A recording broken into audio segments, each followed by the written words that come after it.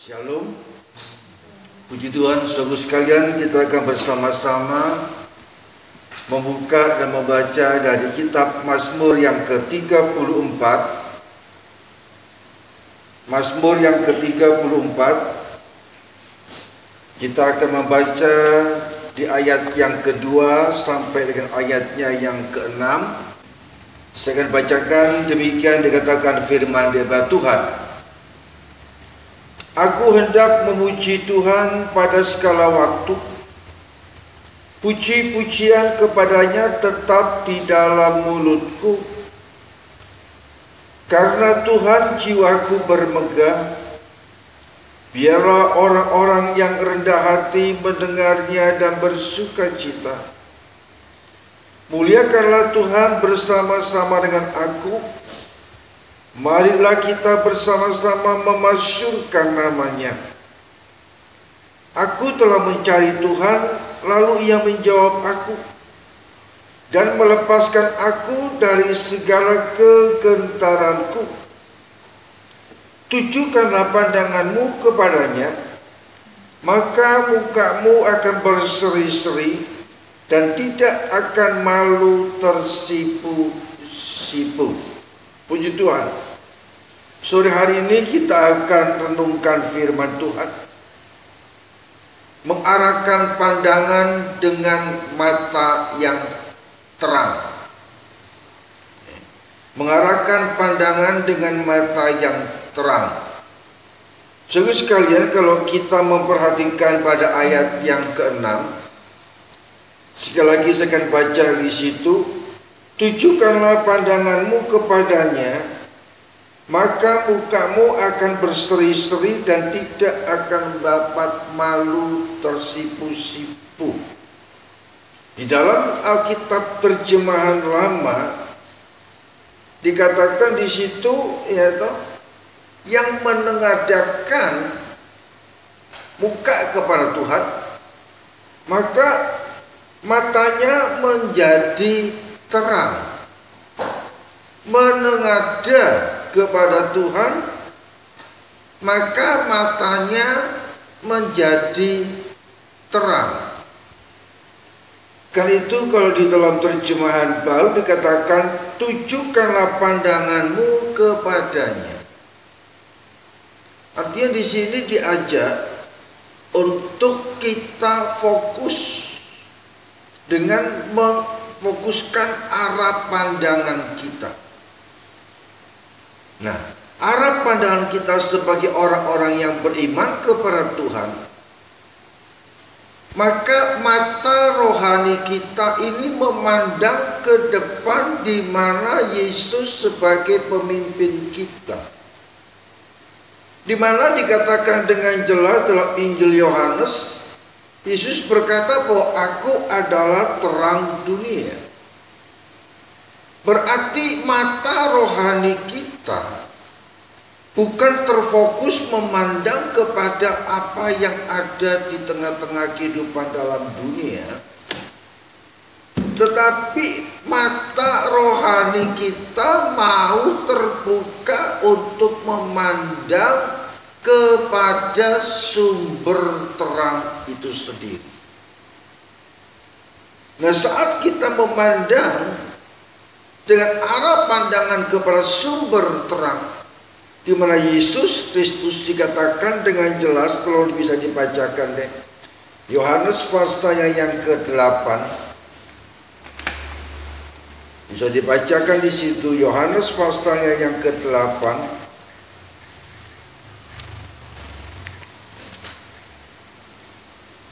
Di ayatnya yang ke-12, Yohanes 8 ayat 12. Yohanes 8 ayat 12. Maka Yesus berkata pula kepada orang banyak, katanya, akulah terang dunia, barang siapa mengikut aku, ia tidak akan berjalan dalam kegelapan, melainkan ia akan mempunyai terang hidup. Puji Tuhan.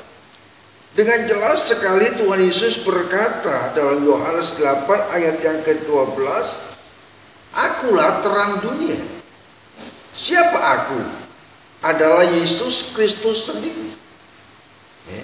Dan dikatakan dengan jelas di situ, barang siapa mengikut aku, barang siapa yang memfokuskan pandangannya, arah pandangannya kepada sumber terang itu, maka dia bukan berjalan di dalam kegelapan, tetapi dia berada di dalam jalan terang hidup.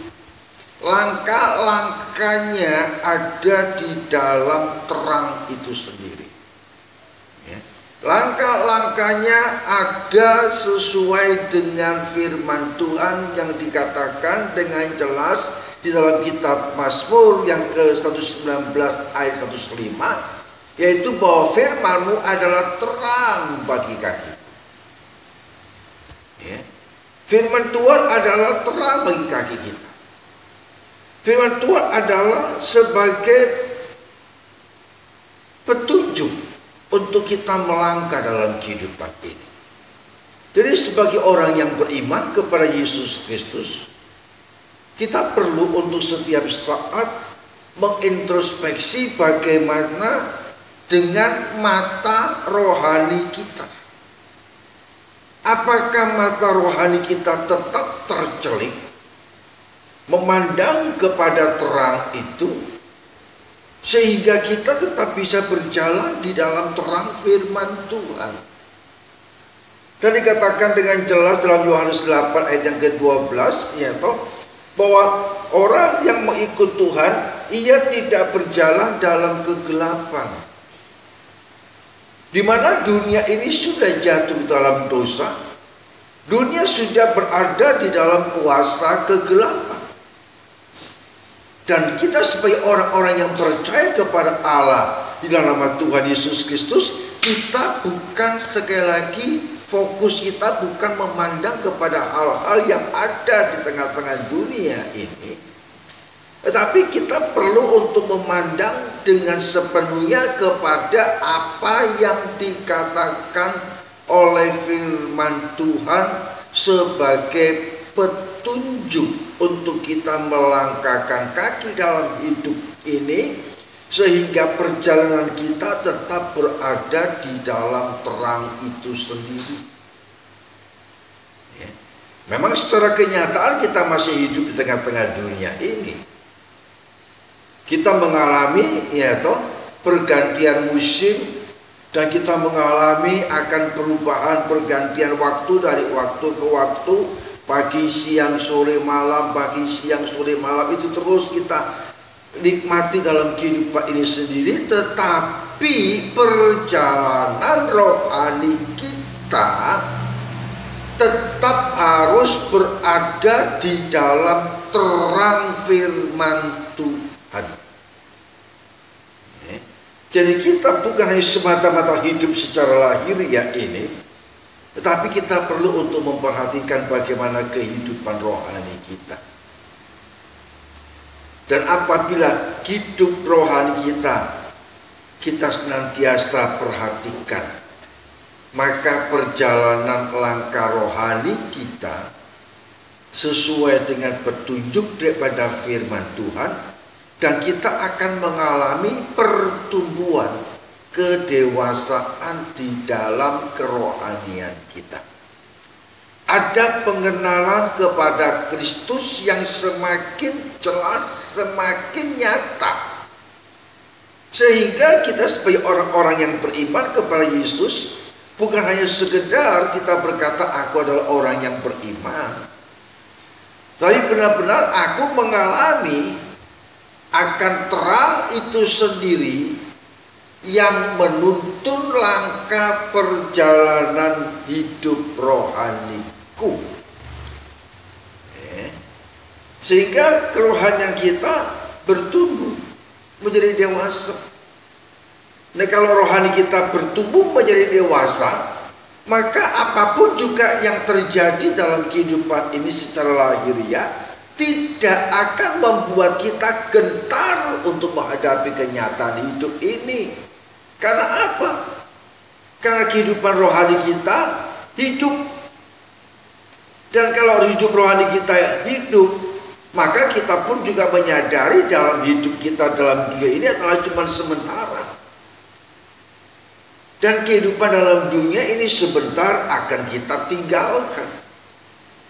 Dan kita sedang mempersiapkan diri untuk masuk di dalam satu kehidupan yang kekal, di dalam kemuliaan Allah yang kekal di surga.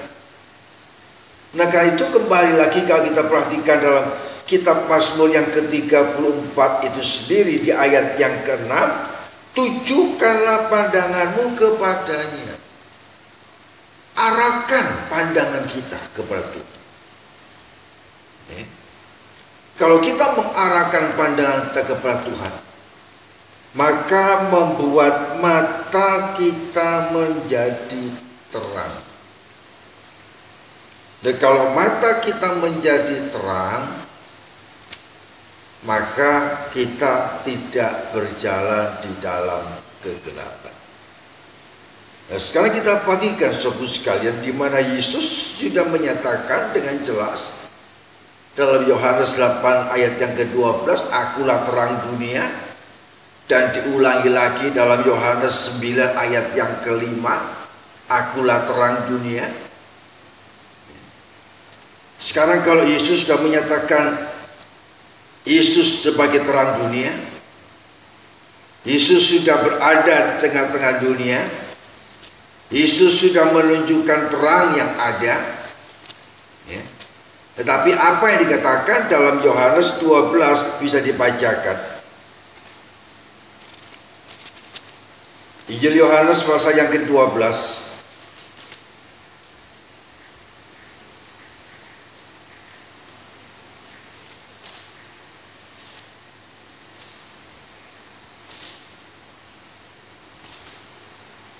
ayatnya yang ke-46. Yohanes 12 ayat 46. Aku telah datang ke dalam dunia sebagai terang, supaya setiap orang yang percaya kepadaku jangan tinggal di dalam kegelapan. Nah, puji Tuhan. Jelas bukan? Dikatakan, aku telah datang ke dalam dunia sebagai terang. Ya. Yesus sebagai sumber terang dalam kehidupan kerohanian. Maka setiap orang yang percaya kepada Tuhan Yesus Kristus, maka tidak tinggal di dalam kegelapan. Artinya kerohaniannya ada nafas kehidupan, tidak mati rohaninya. Ya. Nah, sekarang kenapa kalau ada orang yang mati rohaninya? Kita perhatikan dalam Injil Yohanes pasalnya yang ketiga, bisa dibacakan di situ. Yohanes pasalnya yang ketiga, ayatnya yang ke-19. Yohanes 3 ayat 19. Dan inilah hukuman itu, terang telah datang ke dalam dunia, tetapi manusia lebih menyukai kegelapan daripada terang, sebab perbuatan-perbuatan mereka jahat. Nah, dalam Yohanes 3 ayat 19 dikatakan dengan jelas bukan? Terang itu sudah datang, tetapi manusia itu lebih suka kepada kegelapan. Kenapa? Karena perbuatan-perbuatan jahat yang berada dalam kegelapan gak kelihatan. Gak kelihatan.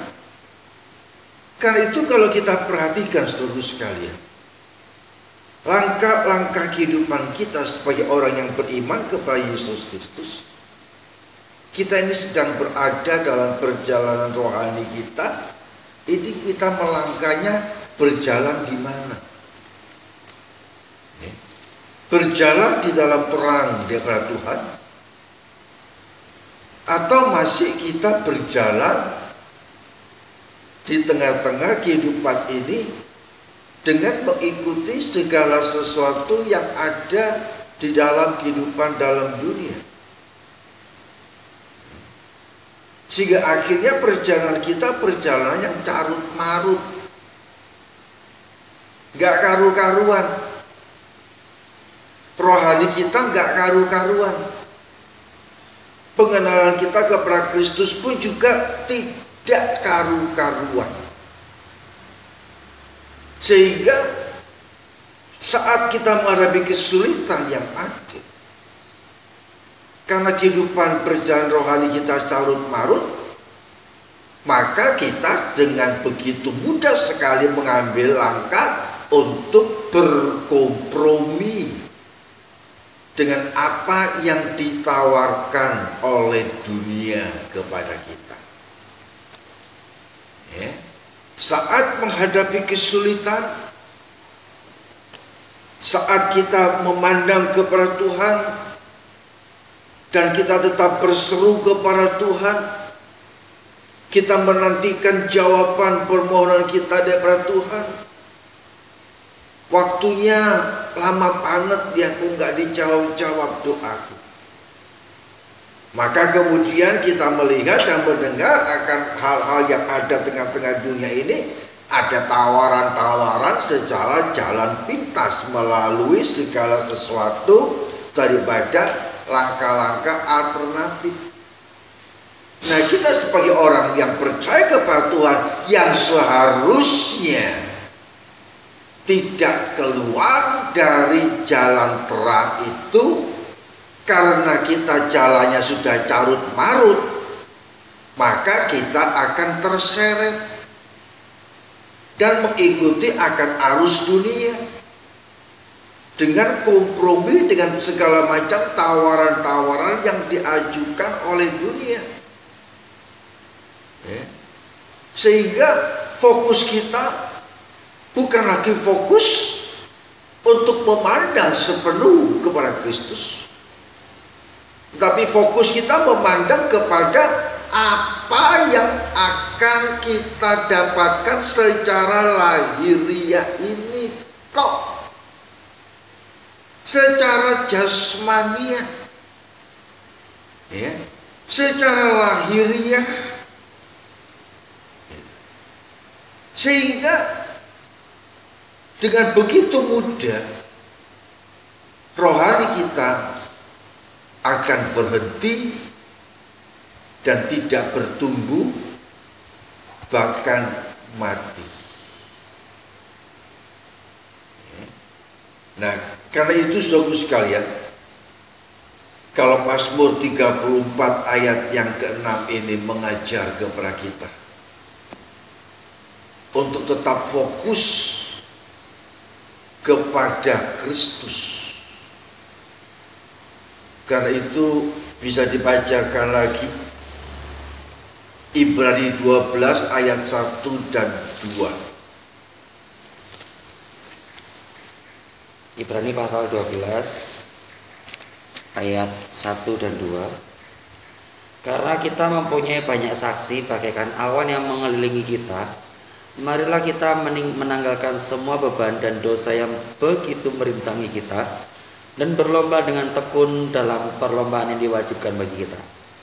Marilah kita melakukannya dengan mata yang tertuju kepada Yesus, yang memimpin kita dalam iman, dan yang membawa iman kita itu kepada kesempurnaan, yang dengan mengabaikan kehinaan, tekun memikul salib ganti sukacita yang disediakan bagi Dia, yang sekarang duduk di sebelah kanan tahta Allah. Nah, kita perhatikan, ya. Ayat yang kedua dikatakan dengan jelas, marilah kita melakukannya.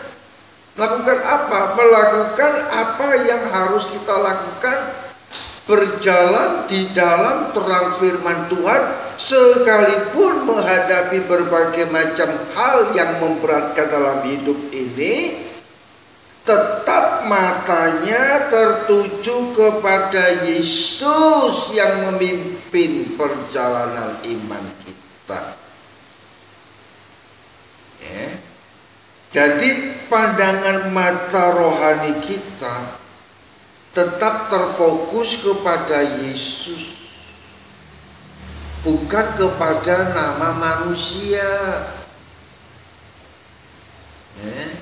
Nah, seringkali kita terjebak di sini karena promosi-promosi manusianya, sehingga akhirnya pandangan kita bukan kepada Yesus, tetapi arah pandangan kita kepada manusianya.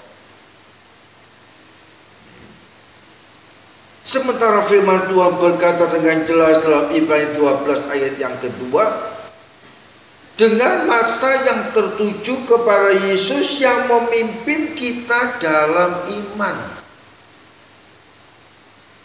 Kalau kita ingin menikmati pertumbuhan dalam rohani kita, iman kita semakin kokoh, maka yang memimpin kita, sekali lagi yang memimpin kita, yang menguasai hidup kita, menguasai segala pemikiran dan emosi kita adalah Yesus.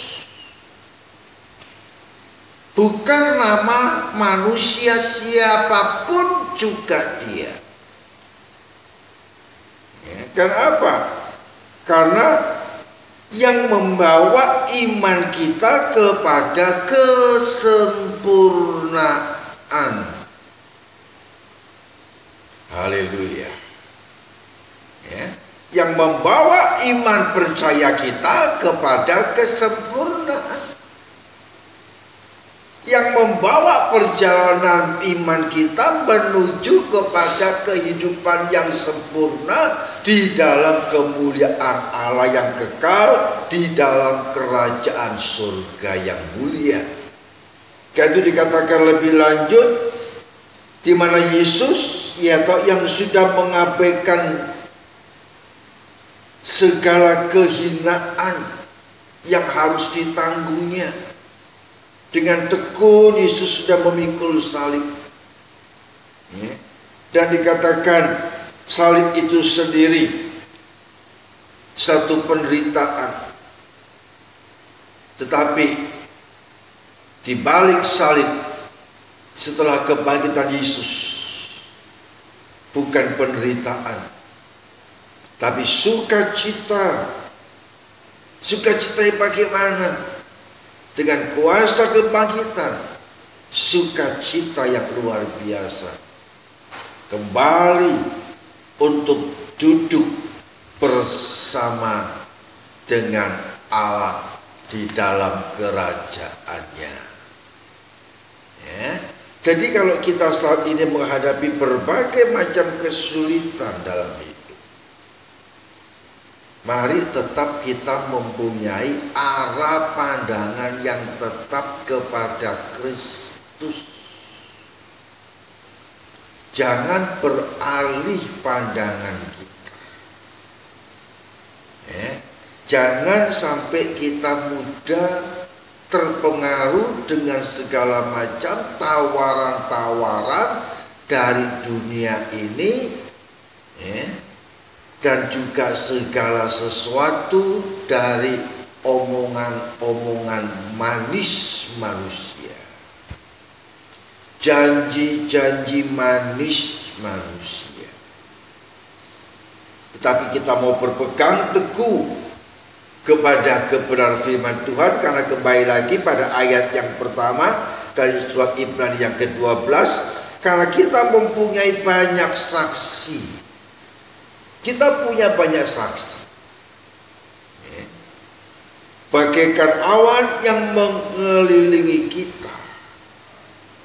Karena itu marilah kita menanggalkan semua beban dan dosa yang begitu merintangi kita, dan berlomba dengan tekun dalam perlombaan yang diwajibkan bagi kita. Bertekun dalam perlombaan yang diwajibkan bagi kita. Perlombaan apa? Perlombaan pertandingan iman.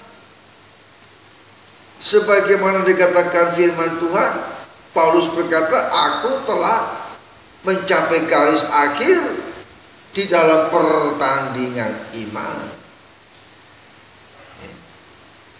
Dan kalau sudah selesai mencapai garis akhir dalam pertandingan iman, apa yang akan didapatkan? Yaitu mahkota kebenaran. Karena itu saudaraku sekalian, sementara dosa itu begitu merintangi kita, hal-hal yang bertentangan dengan firman Tuhan itu begitu merintangi kita. Nah, seringkali kita nggak tahan dengan rintangan-rintangan yang harus kita hadapi, dan kita menjadi kalah mengikuti arus rintangan itu. Kenapa? Karena fokus kita kepada perkara-perkara lahiriah yang hanya sementara,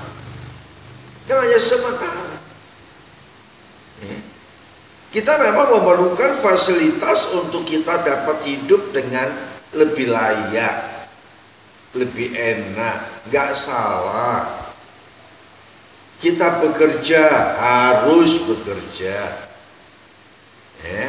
Kita mencari uang, mencari sesuatu untuk kehidupan kita, harus kita lakukan.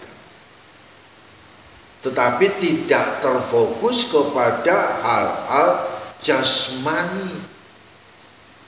Kita perlu memperhatikan perjalanan hidup rohani kita. Karena apa yang kita lihat, apa yang kita miliki, apa yang kita nikmati saat di dunia ini, sebentar itu kita akan tinggalkan. Gak ada satupun yang kita bisa bawa. Karena itu mari kita mempersiapkan diri kita untuk memacu kehidupan rohani kita. Untuk setiap saat kita ada satu kebangunan rohani pribadi kita. Mengalami kebangunan rohani pribadi lepas pribadi. Bukan kebangunan rohani yang terjadi pada saat-saat ibadah, kebaktian, kebangunan rohani KKR. Tidak. Setiap hari kita harus menikmati kebangunan rohani kita. Amin. Jangan sampai rohani kita tidak bangun, mati. Dan kalau sudah mati rohani kita, sekalipun kita nangis darah, pada akhirnya kita ditolak sama Tuhan, tetap kita akan menikmati penolakan dari Tuhan. Karena itu kita jangan main-main di dalam perjalanan hidup kita sebagai orang yang beriman kepada Allah di dalam nama Tuhan Yesus Kristus. Sekali lagi kita perlu untuk bekerja, dan kita harus bekerja untuk kita mendapatkan hasil, dan hasil yang kita dapatkan itu dapat menunjang apa yang menjadi keperluan kita. Tetapi jangan sampai keperluan lahiriah ini menjadi nomor satu dalam hidup, dengan mengabaikan Tuhan nomor dua. Menyepelekan, nggak apa-apa, nggak bisa datang bersekutu pada saat hari ini, besok-besok masih ada. Loh, ngomongnya besok-besok masih ada. Ya, kalau besok masih bernafas. Kalau enggak, apa yang terjadi? Apa yang terjadi? Itu saudaraku sekalian, seperti firman Tuhan pada minggu yang kemarin yang saya katakan, banyak orang Kristen saat ini cuma menjadi calo, cuma jadi calo, cuma teriak-teriak, ayo ibadah, ayo muji Tuhan, ayo sungguh-sungguh, cuma calo, dan tidak menikmati sampai kepada tujuan akhir. Kenapa? Sebagai calon. Tujuan kita kemana? Ke surga. Ayo cepat. Tapi begitu dia ngomong, orang lain masuk ke dalam kendaraan yang menuju ke tempat tujuan, dia tetap berada di tempat itu. Dan sekarang terlalu banyak calo-calo rohani, itu terlalu banyak. Karena itu kita perlu untuk mengenal siapa yang memimpin kita? Kita dipimpin oleh calo atau kita dipimpin oleh Yesus yang sumber terang itu sendiri? Kalau kita dipimpin oleh Yesus, berarti langkah perjalanan hidup rohani kita pasti berada di dalam terang firman Tuhan. Dan itu dapat kita nyatakan dengan ketaatan kita di dalam melakukan apa yang menjadi perintah Tuhan. Ya, sehingga tidak amburadul, tidak carut marut perjalanan kehidupan kerohanian, campur aduk dengan semua hal-hal yang ada tengah-tengah dunia ini. Waduh, campur aduk, campur aduk. Sungguh sekalian, kalau kita perhatikan sekali lagi dengan jelas, ya toh, Ibrani 12 ayat yang kedua, kalau mata kita tertuju kepada Kristus yang memimpin perjalanan iman kita, kita akan menikmati bagaimana kedewasaan dan kematangan kehidupan kerohanian kita, karena Yesus yang memimpin. Nah, sekarang pertanyaannya, bagaimana supaya Yesus bisa menjadi pemimpin dalam langkah perjalanan rohaniku? Ya, kita mau menyerahkan diri kita secara total ke dalam tangan Tuhan.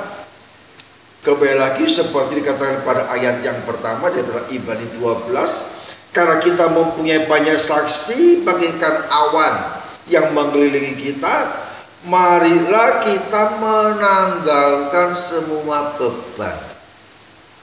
Yang bisa melepaskan beban dalam hidup kita bukan orang lain. Yang bisa menanggalkan beban yang menjadi beban kita adalah pribadi kita sendiri. Kita mau dibebani dengan persoalan-persoalan hidup ini, atau kita mau menikmati kuk yang Tuhan pasang kepada kita. Ya. Sebagaimana kata firman Tuhan, bahwa kuk yang dipasang oleh Tuhan ke atas bahu kita itu enak, empuk. Ya. Artinya apa? Artinya dalam kehidupan kita sebagai orang yang beriman kepada Tuhan tidak lepas daripada beban persoalan yang harus dihadapi. Tetapi beban persoalan yang dihadapi bersama dengan Kristus itu tidak menjadi masalah yang besar sampai membuat rohani kita mati. Ya. Karena itu mari ada satu usaha untuk kita terus melangkah, untuk mengalami satu langkah-langkah yang indah bersama dengan Tuhan, terobosan-terobosan bersama dengan Tuhan. Karena kita sebagai orang-orang yang beriman kepada Tuhan, kita bersyukur karena kita mengenal kepada sumber terang itu sendiri. Dan sumber terang itu adalah Yesus. Yesus adalah Allah. Maka Yesus yang memimpin langkah-langkah kita siap untuk masuk di dalam kemuliaannya yang kekal. Karena itu kembali dalam kitab Mazmur yang kita renungkan bersama sebagai ayat mas kita, yaitu dikatakan pada ayat yang kedua sampai ke ayat yang kelima, pemazmur berkata, aku hendak memuji Tuhan pada segala waktu. Kenapa? Karena mengalami akan tuntunan kasih Tuhan. Dikatakan puji-pujian kepadanya tetap di dalam mulutku. Sekalipun beban persoalan aku alami, Dimana kalau kita perhatikan Mazmur ini merupakan satu Mazmur yang dinyatakan oleh Daud, oleh pemazmur pada saat dia berada di dalam bahaya, dikejar-kejar oleh Saul untuk dibunuh. Sehingga Daud akhirnya lari, ya, dan kemudian dia bersembunyi. Tetapi dalam penderitaannya itu sendiri dikatakan sekali lagi, aku hendak memuji Tuhan pada segala waktu. Berarti persoalan yang sudah dihadapi sekalipun tetap dialami, tetapi tidak berhenti untuk memuji Tuhan. Bahkan dikatakan puji-pujian kepadanya tetap di dalam mulutku. Mulutnya pemazmur di mana? Mulutnya pemazmur menjadi satu dengan tubuhnya. Jadi mulutnya pemazmur bukan berada di tempat yang lain, tidak. Dan dikatakan lebih lanjut pada ayat yang ketiga, karena Tuhan jiwaku bermegah. Karena Tuhan, sekalipun secara lahiriah ini aku tertekan dengan persoalan, tetapi jiwaku, hatiku tetap bermegah, tetap bangga sebagai umat pilihan Allah. Ya, jiwaku bermegah, dan biar orang-orang yang rendah hati mendengarnya dan bersuka cita.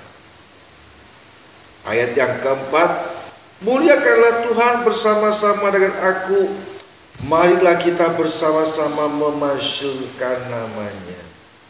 Mari, ya, pemazmur mengajak kepada saudara-saudara yang seiman untuk bersama-sama, ayo, persoalan yang sedang kita hadapi, iya, tapi jangan jadikan persoalan itu untuk menutup mulut kita memuji Tuhan.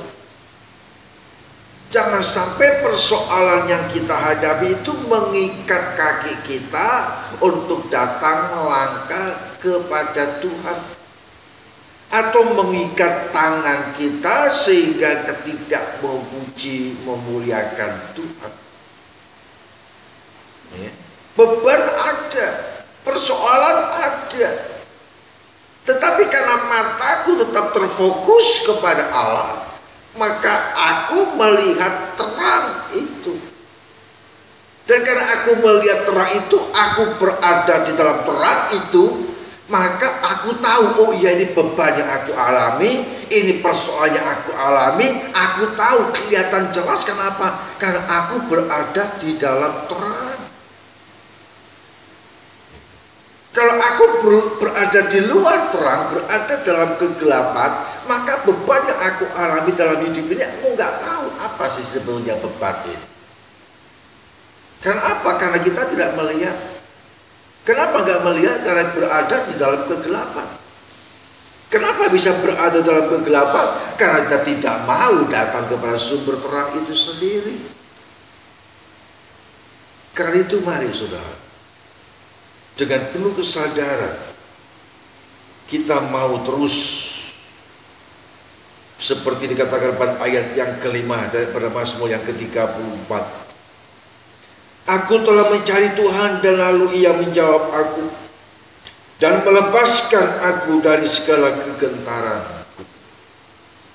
Aku telah mencari Tuhan. Di dalam persoalan yang ada tetap mencari Tuhan. Dan saat mencari Tuhan, maka apa yang Yesus katakan, barang siapa yang mencari, dia akan mendapatkan. Ya. Barang siapa yang meminta, dia akan menerima. Dan barang siapa mengetuk pintu, pintu akan dibukakan baginya. Jadi mari pada petang hari ini, saudaraku sekalian, setiap pribadi kita masing-masing berada di tengah-tengah kesulitan-kesulitan yang kita alami. Tapi biarlah Jangan kesulitan-kesulitan yang kita alami dalam hidup ini yang akan menenggelamkan kita di dalam persoalan, terkubur dengan persoalan. Tetapi kita mau berada di tengah-tengah persoalan, bukan terkubur oleh persoalan, tetapi kita berada di dalam terang, sehingga persoalan yang kita hadapi, kita tahu bagaimana untuk mengatasinya dengan mengikut sertakan Tuhan yang memimpin perjalanan iman kita,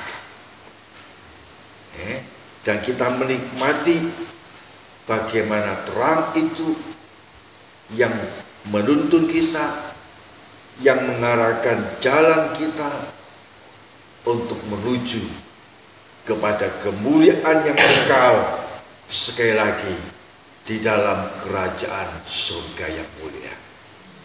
Kalau kita mengambil keputusan, aku mau membuka mata rohaniku tetap memandang kepada terang itu, aku mau terus untuk berusaha berjalan dalam rencana Allah yang indah itu, kita akan menikmati penggenapan ayat yang ke-8 daripada Mazmur yang ke-34 itu sendiri.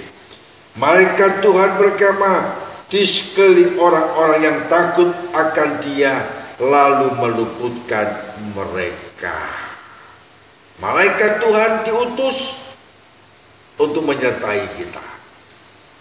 Ya, kalau malaikat Tuhan menyertai kita, otomatis malaikat Tuhan yang diutus oleh Tuhan, yang menyertai kita, yang mengelilingi kita, maka tidak ada perkara-perkara yang lebih daripada kemampuan kita untuk kita dapat mengatasi persoalan demi persoalan, sehingga kita bisa mengecap, menikmati kebaikan-kebaikan Tuhan yang tidak pernah akan berhenti sepanjang perjalanan kita di dalam dunia ini. Kita tetap menikmati pertolongan Tuhan, menikmati jalan keluar bersama dengan Tuhan. Sampai kapan? Sampai masuk di dalam kesempurnaan. Yesus yang memimpin langkah perjalanan iman kita sampai kepada kesempurnaan. Ibrani 12 ayat yang kedua yang sudah kita baca, ya toh? Jadi Yesus yang memimpin perjalanan iman kita. Memimpin sampai kemana? Memimpin sampai kepada kesempurnaan yang kekal di dalam kerajaan surga yang mulia. Dan biarlah apa yang kita renungkan saat petang hari ini boleh kembali memotivasi kita setiap pribadi lepas pribadi tanpa terkecuali, termasuk pribadi saya sebagai hamba Tuhan. Saya pun juga harus memacu kerohanian saya. Tuhan, saya tidak mau berada dalam kegelapan. Persoalan saya alami, ya, masalah saya sekalipun sebagai hamba Tuhan saya alami. Tetapi masalah yang saya alami itu tidak akan, ya, berada di atas perjalanan hidup saya, tetapi yang ada di atas perjalanan hidup saya adalah Tuhan Yesus yang memimpin, dan persoalan itu ada di bawah telapak kaki saya, ya, sehingga saya menginjak-injak segala persoalan yang ada, sebagaimana firman Tuhan berkata, kita diperlengkapi dengan kuat kuasa Roh Kudus, sehingga dengan kuat kuasa Roh Kudus kita mempunyai kemampuan untuk menginjak-injak ular dan kalajengking di bawah telapak kaki kita. Ya, artinya tidak ada kekuatan kuasa lain yang akan dapat mempengaruhi perjalanan hidup kita kalau kita benar-benar mau, sekali lagi, memfokuskan pandangan kita kepada Tuhan dengan penyerahan diri yang semakin nyata dan semakin nyata dari hari ke hari, dan sampai Tuhan datang pada kali yang kedua. Puji bagi nama Tuhan. Tuhan Yesus memberkati kita semuanya. Amin.